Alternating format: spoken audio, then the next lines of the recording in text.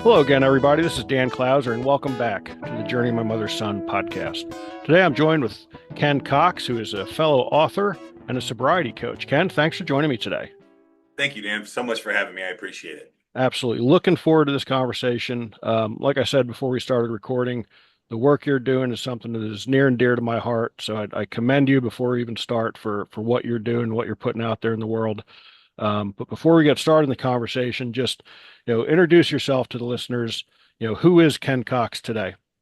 Wonderful. Today, first and foremost, I'm a father and a husband. I've got two amazing kids. I've got a 17-year-old daughter and a 13-year-old nonverbal son. So that takes up a lot of my time, and my wife is amazing. Outside of that, I'm a business guy. I'm president of a company called River City Internet Group. We do web hosting and internet stuff in St. Louis, Missouri. And I own a Box STL with my wife. We own and operate that together, which is St. Louis's largest boxing school. Um, so that's what fills most of my days.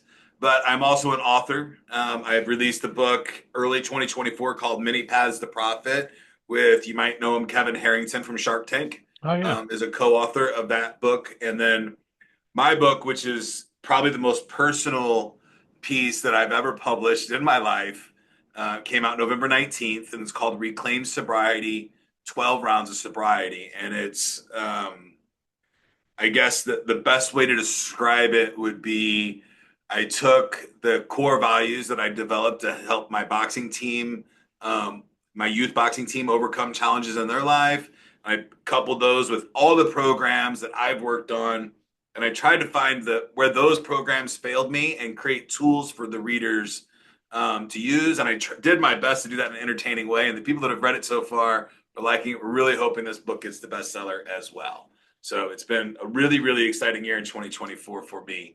Um, and it's just been a wonderful ride to be able to share some of these stories with people. Yeah, I love it. I love it. Tell me a little bit about just the process of throwing yourself out there. And again, as a fellow author, a lot of times when you're sharing those stories and sharing those scars, you know, what kind of emotions were you going through when you're like, here I am, I'm going to completely strip down and show myself to the world? Yeah, so I'll go way back, and if you follow me at all, my challenges start at birth, and my addiction issues started at a very, very young age. Um, I was 7 years old when I became violent, and my therapist gave me one of my things that I had to do for therapy was write a page a day. So I started doing that at the age of 7. I'm really dyslexic, so my mother found some technology for me to use to help me do that. And that has been a piece of part of my therapy writing.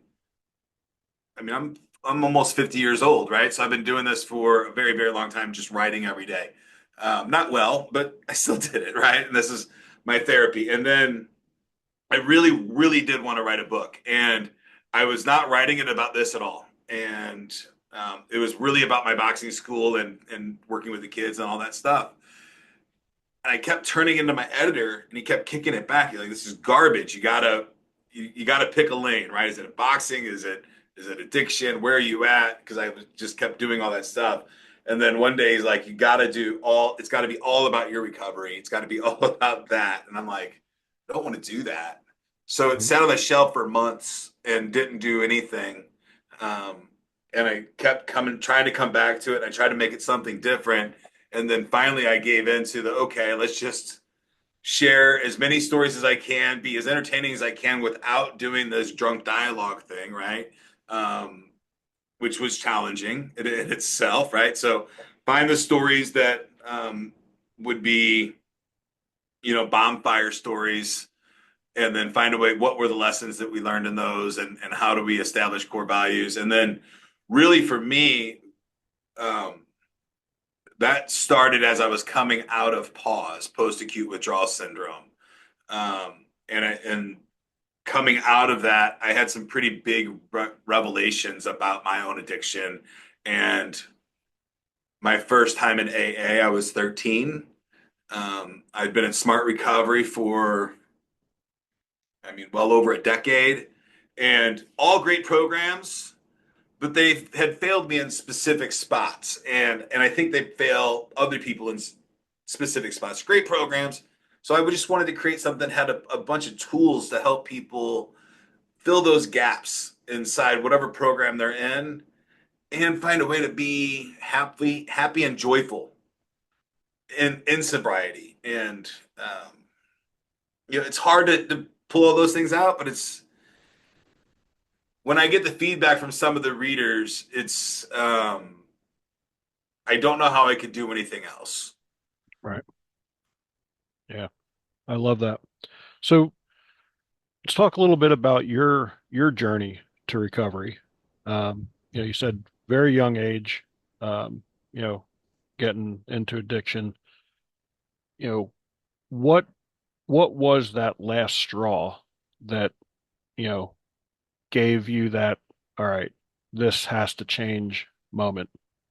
Um, so that was probably a decade before. It was a good 7 years before the realization of and learning to be happy in sobriety and the reclaiming of sobriety. But um, so at the age of 13, I got arrested, grand theft auto, possession of narcotics, all those things. They put me in AA, and that was the age of 13. That was my first significant arrest, but they had arrested me 20 times prior to that. Wow. The neighborhood I grew up in, getting arrested was a badge of honor, not something that you look down on, right? Especially in the community of people that I hung out with, it was something that you did. It was an us against them mentality kind of world, right? I get out of that and I go into TV and radio when I was really young. Not really, like 16 to 24. I was in the entertainment industry, DJing, making movies, doing stage management for bands, all those things, all over the country. Having a blast doing those things. Um, and again, alcohol and drugs are just part of the deal, right? So there's still no problems, and I'm in my early 20s, and my body can rebound pretty easily. Get married, have my kids, all those things. Still just drinking massively, but I'm wildly functional, right? I can do all the things that people are expecting of me to do while I'm drinking all day every day. To the point that most people didn't even know they had never known me sober. Like most people had never seen me without having at least a drink in me that day. So fast forward I'm 39 years old and drinking heavily every single day still. Managed to stay for the most part out of the law's eyes, as an adult drinking, um, and living what seemed to be a functional life. And I one of my jobs, I operate data centers, which are these just big rooms of servers. We have inside those in this one particular room. I got called in late at night one day. It was like 2 in the morning. I get called into work and I got to go to the data center, and it's our downtown St. Louis data center, which is a facility I don't really want to go to anyway in the middle of the night. But I got to go, and I wake up and I get down there and I do my job. And as I'm walking out the door, we're all done. I make my phone calls. It's probably 4 a.m. And I walk into what we have. It's called a heat mitigation room. It's a big 10,000 square foot room, completely empty, just concrete walls and pillars, completely empty. And it's just like 120, 130 degrees Fahrenheit. Pump all the air from the servers into this room, right? So it's just stupid, ridiculous, hot, big open room. And I walk in, I get dizzy, and I lay down. And I think I'm dying. Go to the hospital, get checked out. They're like, you're fine. There's nothing wrong with you. Um, but my blood pressure was super high. My heart rate was going. I was just having these constant panic attacks, one right after another. Thought I was dying. They convinced me that I wasn't. So that day, I'm in the doctor's office and I've got the EKG all hooked up, and they ran the EKG for hours on me that day. And he kept asking me, he's like, I've always been honest with my doctor my entire life. I'm like, there's no reason to lie about anything, right? Right. I am an alcoholic. I identify as an alcoholic. I tell everybody the way it is. It's just the way it is. Love me or leave me. And the doc kept asking me, he's like, are you still drinking? I'm like, yeah, I still drink. right? It's not a, I don't even understand why and he asked me like 4 or 5 times. And he finally just asked me, when was the last time you had a drink?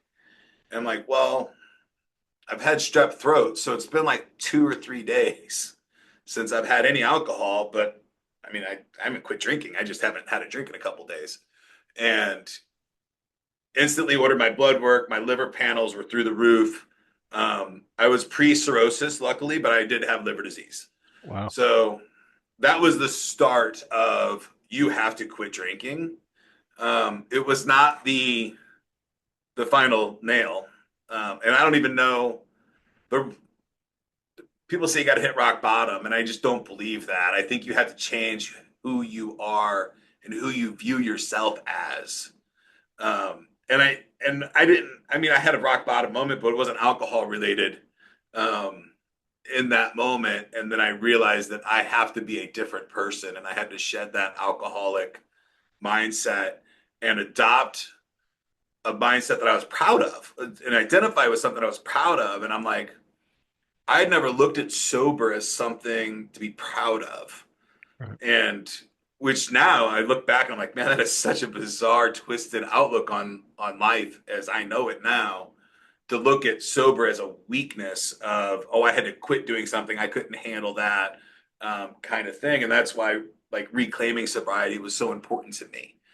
And that mindset of, no, I need to be able to stand up and say it with pride. And no, I am sober and I had a really hard time and it sucked for a long time. And yeah, it probably looked, when you saw me for moments, through you know whatever window you saw me and I was having a blast, it appeared that I was having a blast, but everything in my life was held on by a thread. Yeah. Um, so I think one of the I hope I answered things, your question. yeah, definitely. And I think one of the things that, makes, I mean, there's functioning alcoholics everywhere in our society, to different levels, and I think one of the things that um, is odd to me is just how accepting alcohol is in our society. We're like you were saying about, you know, being sober just wasn't something you thought of. It wasn't a mindset you thought of. And, I don't drink. Um, and part of that is just, luckily I never had to have a rock bottom moment or anything like that, but I saw what alcohol did to other people in my family. So thank God I was able to take that and, put it into, you know, motion as to that's not a path that I want to go down. And yet, even now as an adult, you talk about peer pressure on kids and, teenagers and adolescents, but even now as an adult, when we're at, any sort of social function or even sitting around a campfire with, some of our other fellow full-time RVers, and they're like, hey, do you want a beer? Do you want some wine? And I'm like, no, I don't drink. They look at me like I have three heads because it is so socially acceptable that it just doesn't resonate with people why alcohol wouldn't be part of your life. You know? So it's really wild. Like I said, I mean, thank God I was able to take lessons from others in my family and never had to go down that road myself. But I was headed down that road. I mean, you talk about some of the stuff you were doing as a young person. Um, when I was getting ready to enter ninth grade, my mom finally had enough of my shenanigans. And, at that point, her and my dad were divorced. My dad was living in Pennsylvania. I was living in Florida with my mom. And, she basically had enough and made a decision that ultimately did save my life. Because she told me, hey, you're going to live with your dad because I can't handle you anymore. Right. And I know that decision ultimately broke her heart. I hated her in the moment for that decision. Now again, as you reflect and once I became an adult and you look back, you're like, man, I know that was a tough decision. Being a parent, I know that was a tough decision to tell your son that you no longer wanted him An you know, impossible to live with decision. you. Yeah.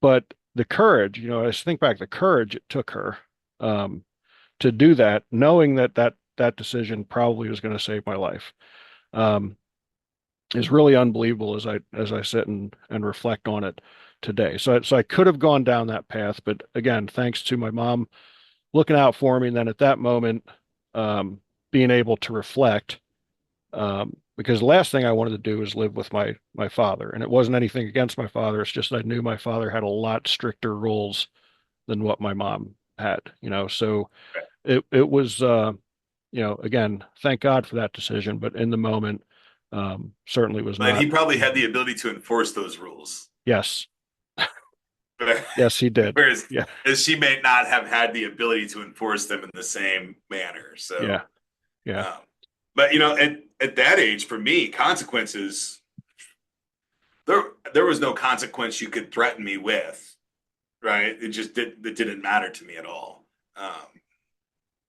which is a bizarre thought process now, right, right. right? Yeah, So, yeah, yeah. Pretty amazing for sure. So, um, once you did get sober, at what point did you determine that you wanted to help others, um, you know, get through their journey and, thrive in, in their sobriety? yeah, it's less of a want and more of a need. So I don't take coaching clients I'm a pretty busy guy. So I don't take a lot of coaching clients at all. I have a one-on-one program. And if I know that I've got a month coming up that is pretty light, I will kick off some kind of like small group coaching, kind of boot camp programs.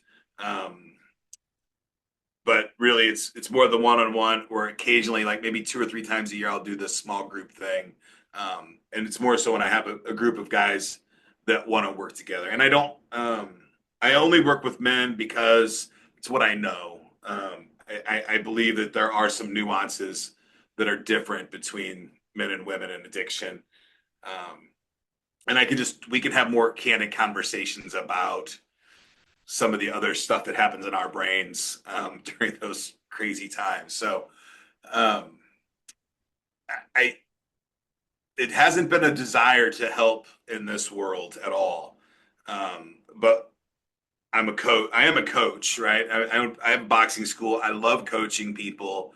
So if somebody's coming to me and they're the right person, it's the right fit, and it's like, hey, I'm really struggling staying sober, and I really need to. I want to do this, but I can't find happiness or joy, and it just sucks. Then I think I have, the book helps a lot there, I think. And if you need a little more push, then I can probably help there as well. And if I can help, then I will. Right. And that's just kind of the mindset that I've always had.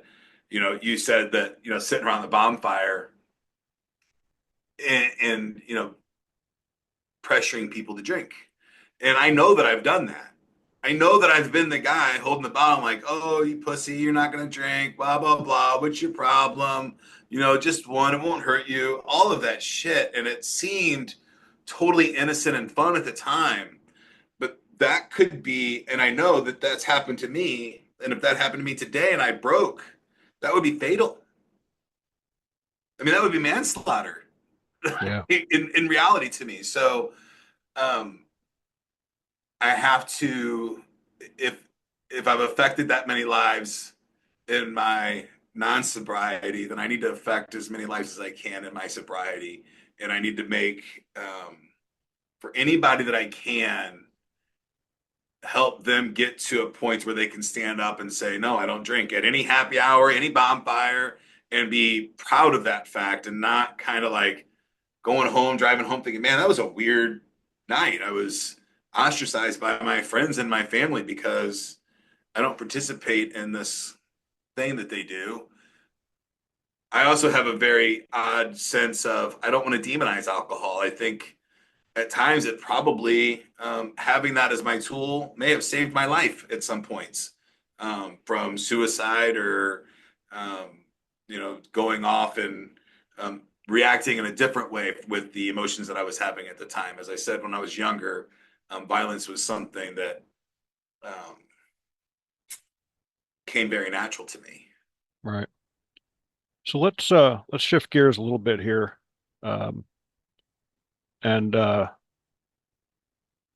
um, talk about boxing and coaching in general. How long have you been involved in boxing?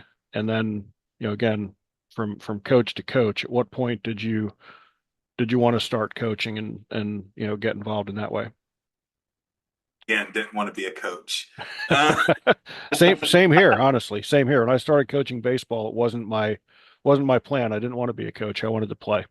yeah. So, obviously, fighting's always been something I've done, right? Even back in my early 20s when I was doing stage manager or something, I would always pick up extra gigs doing bouncing and that kind of thing. And I would always worked at, for extra cash, I'd work at the bar for bouncing there and stuff like that, which gave me that outlet. Um, but when I was diagnosed with liver disease, the two things that the doctor told me I needed to do, he said, you can go home and drink, and all these symptoms that you're having right now will go away, and you'll be dead in 2 years, and it'll be fine. Or you can quit drinking. So he said, if you want to quit drinking, I'll help you. And my doc, he's an older guy. He's passed away now, but his help was a double-edged sword. He said, first, you're going to have to find some exercise in your life. I was weighing probably about 310 pounds at the time, maybe 300, somewhere in there. You're going to have to find some exercise. You're going to have to get on a diet. And he put me on Xanax, put me on a bar. He's like, I'll give you Xanax. As long as you're not drinking, I'll give you as much Xanax as you ever need, which led to another couple of years of withdrawal, like dealing with the Xanax withdrawal and getting rid of that too was a Right. challenge. But I hate exercise, hate it, hate jogging, hate running, don't like going to the gym and lifting weights, none of those things. Hate it, hate it, hate it. So I told my wife, like, I would like to find a boxing gym that I could go to and do that. And I looked, um, the first couple were like fight gyms. Like, I don't want to do that. I was 40, 39 years old, and I don't need to be fighting 20-year-olds like that are ripped and ready to go. I ended up getting there, but so I found like a heavy bag class that I could go to. And I remember that first day. Now it was, I had liver disease. I was not very mobile. I was lethargic. I was in the process of dying. Right. I just fresh out of withdrawals. I'm on a couple bricks of Xanax a day, and I find this heavy bag boxing class. And I remember getting home the very first day, and I was exhausted. I didn't even finish. Like, it was an hour-long class, and I walked out at like 45 minutes in. I'm like, I'm dying. I can't. This is crazy. But I enjoyed it so much. I told my wife, I'm like, if I can do that for the whole hour, and I can do that every day, I can do anything. Anything in the whole world I can do. That that's the kind of confidence it gave me by just hitting the heavy bag for that hour. Also made me put my cell phone away for an hour, right, in a locker, so I couldn't even think about it. I had these gloves on. I can't even touch a phone. So it did a lot for me on that very first time. And so, like, this is it. This is what I'm gonna do. So I did those classes every single day. And while I was there, I'm a business guy. I noticed a couple things about how the business was being ran, and I started getting worried. And this is absolutely how I felt about it at the time. I met the owner. I called him, and I'm like, "What are you doing with this gym?" And he gave me a story that it's totally acceptable and understandable. Him and his wife bought it, and she got sick, so he had to keep his corporate job to keep her insurance, and they were keeping it together on a shoestring budget and trying to move things forward. So, like, why don't you sell it to me? Because if you guys shut this down, I'm gonna die. Like, I'm just gonna die because if I don't have this, I don't know what else I'm gonna do. Um, so we worked out a deal, and I bought his gym, and Wow. now I'm there every day. There every day for years. COVID hits. I relapse during COVID. Um, Still, this whole time, I'm not happy. Right. The gym has to close during COVID. This gym that we opened to help save my life has to close. but we reimagine it. We get a different location. We find this great deal on rent, and we open what is now called Box STL. And while I am building this gym, like literally, I'm in there turning wrenches and drilling all this shit to the floor and doing all these things. I didn't know, but the new place, there's a mosque really close, and right next door, there's a we call it Mediterranean grocery store. And so I've got all these Muslim boys running up and down the parking lot all day long while I'm doing this stuff. And they start seeing heavy bags go up and speed bags go up. And now they're banging on my door. Right. And I'm like, what are you doing? And like, I ended up playing soccer with them outside and stuff like that. And it was a great time. And like, you need to teach us how to box. I'm like, no, this is not for you kids. I don't even know. I don't know how to train the adults. And at this time, I had competed in Golden Gloves. I competed. I came in second place, Masters Division, Golden Gloves in 2019, right before COVID, or yeah, maybe 2020. So they're begging me, and I'm like, get out of here, get out of here. I keep shooing them away. We opened the new gym with this adult male competition mindset. That's what I wanted to do. I wanted to create a gym for guys like me that wanted to learn how to box and compete. Well, after a guy my age gets a black eye and goes to the office once or twice, he drops. It's just not a good business model. Right. Right. But it's something that I wanted, and this is kind of my hobby business. So, I keep pushing it, and then, things are going okay with the business, but not great. And me and my wife are talking, like, I guess we just might just shut it down. I don't know. It's not making any money, right? And it's stressful. And at this time, I'm trying this moderation bullshit kind of thing, trying to what I call a normal life, or was calling a normal life at the time. And I guess one day the kids knocked on the door and they're like, you got to teach me how to box. And I'm like, finally just like, screw it. Show up Saturday, guys. Like, I don't know what we're going to do. I have no idea how to teach you guys anything. I know the fundamentals. I'm an okay boxer. At the time I was a better trainer than a coach. And then, so they showed up and we started having fun. And then I'm like, okay, well, I need to take this seriously because these kids are coming in and I know what it did for me the first time. So I got my coaching license through USA Boxing, and then I went and I got certified for breathing coach, and I got certified with neurolinguistic programming. I went to high flow cognitive, so I could learn all about the neurotransmitters and dopamine system and the serotonin flow and all of those things, so that I could teach these kids better. And we created this really cool gym where mindset and fitness are first and competition is third, which is a different kind of mindset for any kind of combat sport gym that I've been familiar with. Right. So it has just been one of the greatest things that I've ever been able to do, to see some of these kids, and we're talking 10, 11, 12, 13 year olds making massive mindset shifts and changes at that young age, and then finding confidence in themselves to stand in a ring and compete in a combat sport with thousands of people watching. That's still the far and few between of the kids that we teach, but we get a lot of them there, and it's a ton of fun. And to see that happen has just been a great experience for me. Yeah. Well, again, I mean, I think one of the things for me as a coach is just kind of seeing those kids evolve, and as they trust the process and go through the process. And again, it becomes not so much about the sport itself as it is just about the process and watching them grow as young people into what they're becoming. So it's pretty Yeah, cool. absolutely. And boxing is so unique. And I didn't know this, growing up, I had played basketball or baseball and soccer and those kinds of sports. I even did like a couple years of karate, but the sport of boxing can give a kid that doesn't fit in anywhere else an opportunity to compete and at a very high level, right? We have a lot of boys on our team that, have autism, different levels of autism, Asperger's, or whatever, that have a lot of these conditions that they don't fit in on any other sports. Like team sports are not something that they're acclimated for. Right. And in boxing, they can really excel. And it's just been so much fun to see and to give a kid an opportunity that wouldn't have had an opportunity otherwise is about the greatest thing on the planet to do. Yeah. Yeah. I love that. I love that. So Ken, we've covered a bunch of different topics here. Is there anything that we missed that you think would be important for the listeners to hear before we start to wrap things up?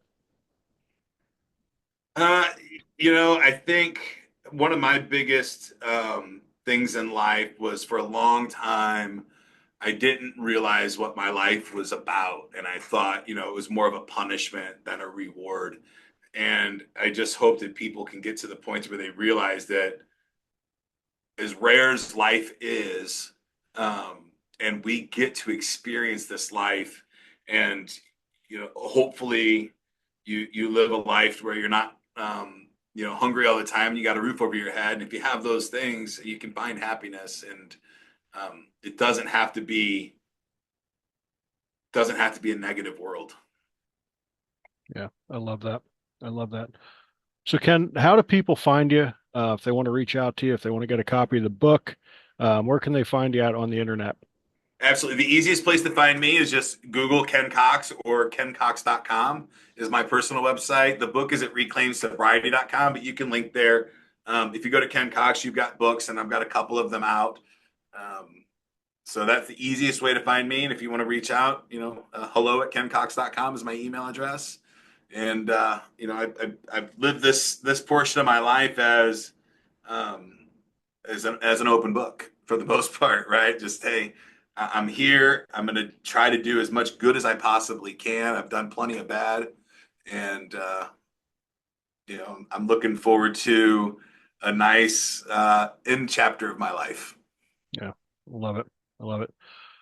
So Ken, as you know, the subtitle of the podcast is Many Little People in Many Little Places, which comes from the opening lyrics of a Michael Franti song, Gloria, which go, when many little people in many little places do many little things, the whole world changes.